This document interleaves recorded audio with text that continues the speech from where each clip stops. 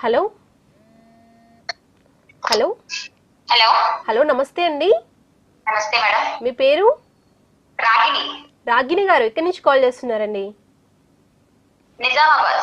Nizamabad. Okay అండి, మన beauty tips కార్యక్రమం చూస్తున్నారు కదండి?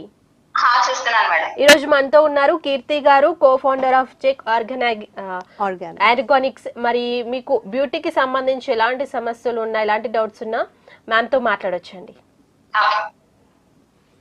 హలో నమస్తే అండి. నమస్తే అండి. నాది ఏమీ ప్రాబ్లం లేదు. అది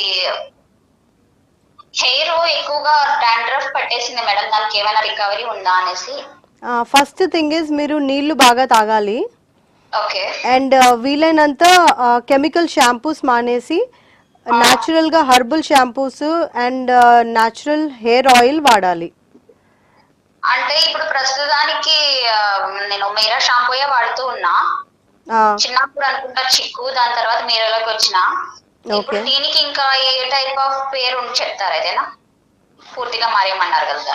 అంటే మా తరఫు నుంచి అయితే మేము తయారు చేసే చెక్ ఆర్గానిక్ షాంపూ అయితే కంప్లీట్గా న్యాచురల్ హర్బ్స్ తోటే ఉంటుంది, కెమికల్స్ అస్సలు ఉండవు. సో ఆ షాంపూ అయితే మీకు డాండ్రఫ్ వాడుతూనే అది వాడడంతో పోతుంది.